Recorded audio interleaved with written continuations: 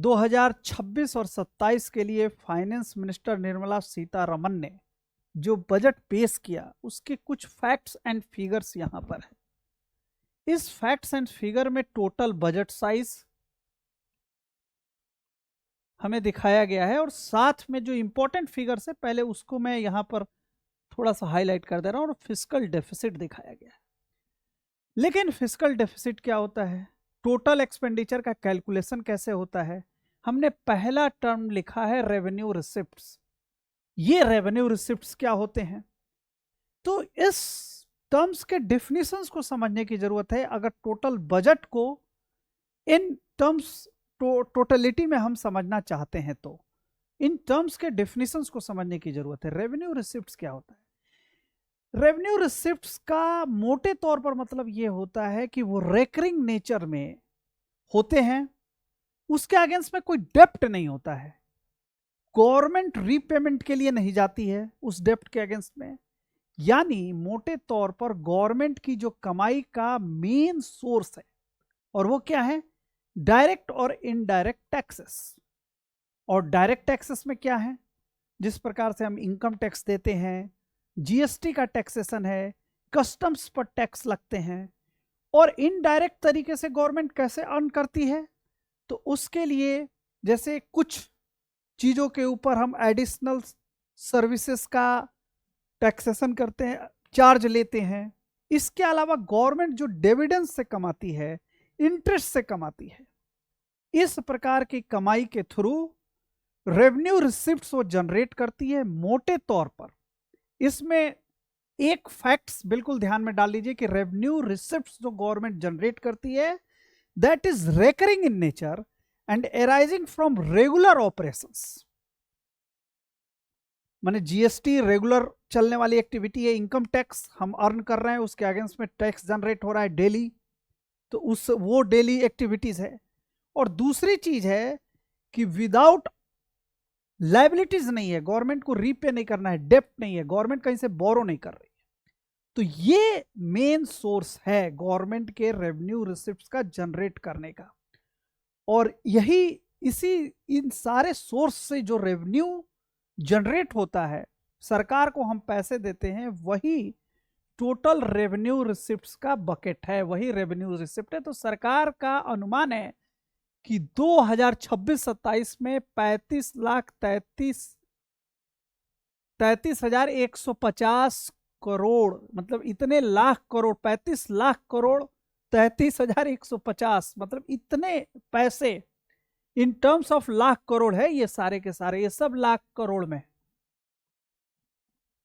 Generate करेगी। अब यहां पर जनरेट इतना करेगी, टोटल एक्सपेंडिचर इतना है, फिर बाकी पैसे का क्या है भाई हिसाब किताब, तो वो कैपिटल रिसिप्ट्स के थ्रू जनरेट करेगी। और कैपिटल रिसिप्ट्स क्या होते हैं, ये लायबिलिटी क्रिएट करते हैं और इनका क्या है, सीधा मतलब है बोरोइंग करना, या अपने जो हमारा जो गवर्नमेंट का एसेट है उसको, उससे गवर्नमेंट एसेट को रिड्यूस कर रहे हैं, यानी डिसइन्वेस्टमेंट के थ्रू पैसे लेकर आना। और टिपिकली ये नॉन रेकरिंग नेचर होता है, माने ये डेली नहीं होता है। और इसके अलावा ये बैलेंस शीट में अपीयर होता ही होता है और इनकम स्टेटमेंट में ये अपीयर नहीं होता है, क्योंकि गवर्नमेंट ये चीज बोरो कर रही है या अपने एसेट को खत्म कर रही है, डिसइन्वेस्टमेंट के थ्रू अपने शेयर्स को बेच रही है और उसके थ्रू ये पैसा लेकर आ रही है। तो ये कितना है, 18,14,165 लाख करोड़। अब आप मेरी बात समझो, यहां पर बहुत मोटे तौर पर आपको याद होगी कि सरकारें कभी कभी डिसइन्वेस्टमेंट मिनिस्ट्री भी बनाती हैं और डिसइन्वेस्टमेंट का टारगेट बड़ा लंबा रखती हैं कि उससे पैसा हम ज्यादा जनरेट करें, तो जो हमारी डायरेक्ट बोरोइंग है उसको कम करें, या उस पैसे को हम सरकार की तरफ से लोगों के कैपिटल फॉर्मेशन में, कैपिटल फॉर्मेशन का डेफिनेशन आपको समझना पड़ेगा, जिसमें ह्यूमन है, हॉस्पिटल्स हैं, एजुकेशन है या इंफ्रास्ट्रक्चर, इस तरह के कैपिटल फॉर्मेशन में वो एक्सपेंड करे उन पैसे को।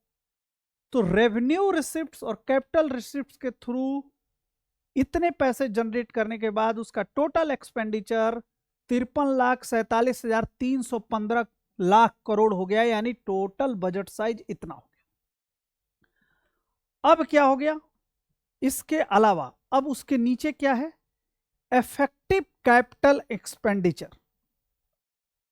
ये 17,14,523। आपको पता है ये सरकार की तरफ से इस बजट में की जाने वाली सबसे बड़ी घोषणाओं में से एक है। सरकार ने बहुत ज्यादा पैसा इसके अंतर्गत निर्धारित किया है। और इफेक्टिव कैपिटल एक्सपेंडिचर का क्या मतलब होता है, the sum of capital expenditure and grants in aid for creation of capital assets. इसमें एक टर्म हमने नया बोला, ग्रांट्स इन एड, यहां मैं लिखता हूं ग्रांट्स इन एड। और ये क्या है, ये सरकार को, लोकल गवर्नमेंट्स को दी जाने वाली सहायता है। यानी इफेक्टिव कैपिटल एक्सपेंडिचर को बढ़ाने का मतलब है कि सरकार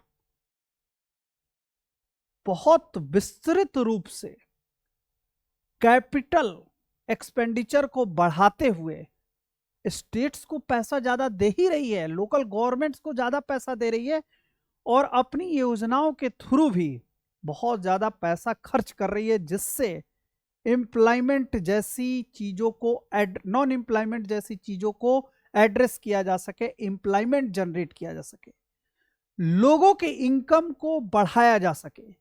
इनकम बढ़ाने से अगर आप ओवरऑल बजट को समझेंगे या इंडिया को समझेंगे तो आपको पता है कि जो लोग इंडिया में इनइक्वालिटी बहुत लार्जर पैमाने पर है, जो गरीब हैं, उनके जेब में पैसा डाला जा सके। और गवर्नमेंट ऐसा टोटल इफेक्टिव जो एक्सपेंडिचर है, इफेक्टिव कैपिटल एक्सपेंडिचर, उसके थ्रू करेगी। The sum of capital expenditure and grants in aid for creation of capital assets.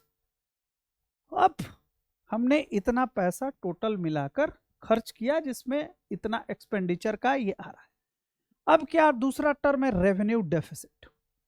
Revenue deficit क्या है, टोटल रेवेन्यू एक्सपेंडिचर एक्सीड्स इस टोटल रेवेन्यू रिसिप्ट्स।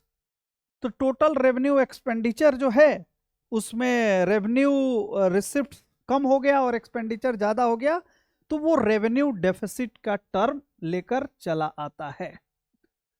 लेकिन ये फिस्कल डेफिसिट और रेवेन्यू डेफिसिट दूसरी चीजें हैं। फिस्कल डेफिसिट कैसे अलग है और रेवेन्यू डेफिसिट, आपने बता दिया कि टोटल रेवेन्यू रिसिप्ट्स है और टोटल रेवेन्यू एक्सपेंडिचर है। तो मतलब ये हमने किया और इतना ज्यादा हम खर्च कर रहे हैं, यानी ये माइनस है इतनी चीज। ये चीज क्लियर हो गई आपको। अब इसमें क्या होता है, इनकम फ्रॉम रेगुलर सोर्सेस जो होता है ना, taxes, fees, is insufficient to cover day to day operations. यानी सरकार खर्च इतना और प्लस इतना कर रही है, तो इतना नुकसान है। अब इसमें इस नुकसान की भरपाई कहां से होगी, तो वो आप समझ लो कहां से होने वाली है, पैसा लेना पड़ेगा कहीं से। तो वो कहां से लेने की प्रक्रिया है, बोरोइंग है, डिसइन्वेस्टमेंट है, यही सारी चीजें हैं, अपने एसेट्स को बेचे जो करे। एक नया टर्म 2011-12 में लाया गया, effective revenue deficit. Effective revenue deficit में क्या किया गया कि जो ग्रांट्स इन एड है उसको रेवेन्यू डेफिसिट से माइनस कर दिया गया। यहां किस चीज को माइनस किया गया, ग्रांट्स इन एड को। इसका मतलब है कि जो लोकल गवर्नमेंट को सहायता दी जा रही है उसको माइनस कर दिया जाए। किस लिए, फॉर क्रिएटिंग कैपिटल एसेट्स और ये चीज। अब आ गया फिस्कल डेफिसिट। मैंने बोला फिस्कल डेफिसिट। अब सरकार क्या बोल रही है कि इस बार का फिस्कल डेफिसिट कितना परसेंट, इस अनुमानित है 4.3%। पिछले बार का अनुमान 4.4% था, यानी इसको कम रखने की कोशिश की जा रही है।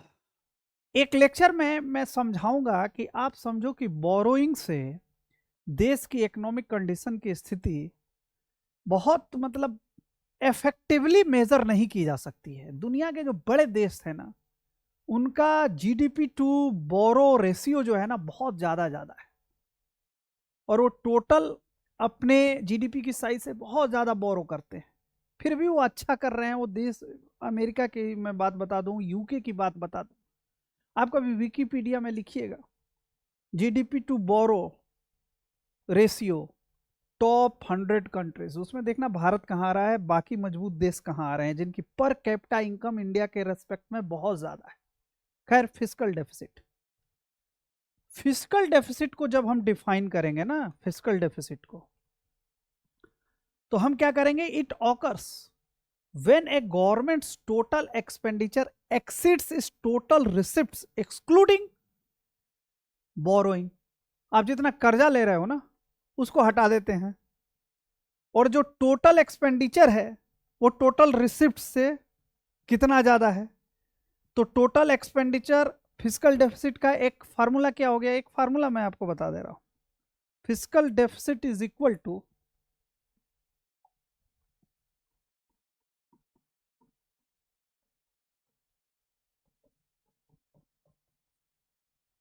इसकी डिफिनीशन क्या होगी, टोटल एक्सपेंडिचर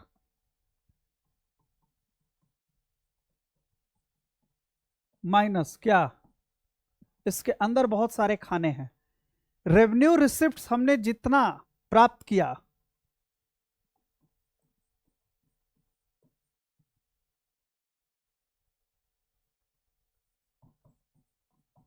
रिसिप्ट की स्पेलिंग मेरे हिसाब से RECIPTS होती है, थोड़ा ये गड़बड़ नहीं होना चाहिए। कितना, जो टोटल रेवेन्यू रिसिप्ट्स हमने प्राप्त किया और नॉन डेप्ट capital receipts plus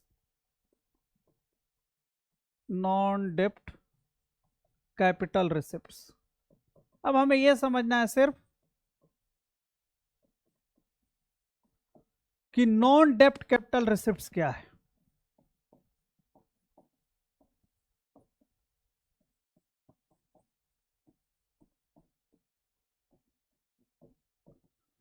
capital receipts क्या है बताओ, एक तो बोरोइंग हो गया,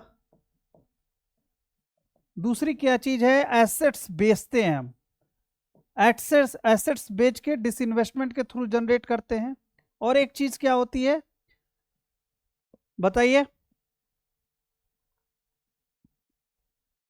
हमने बताया था आपको कि गवर्नमेंट अपने एसेट्स को बेच के या डिसइन्वेस्टमेंट के प्रोसेस से जो लेकर आती है, तो यही है total fiscal deficit is total expenditure minus revenue receipt plus non डेप्ट कैपिटल रिसिप्ट्स। तो नॉन डेप्ट कैपिटल रिसिप्ट्स क्या है, हमने डिसइन्वेस्टमेंट के प्रोसेस से पैसा लेकर आया, इस तरह से चीजों को पैसा लेकर आए।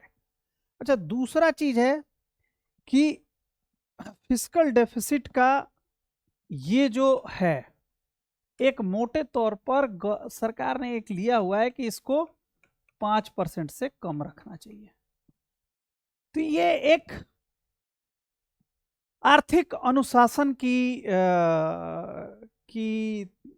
अवधारणा में चीजें आती हैं।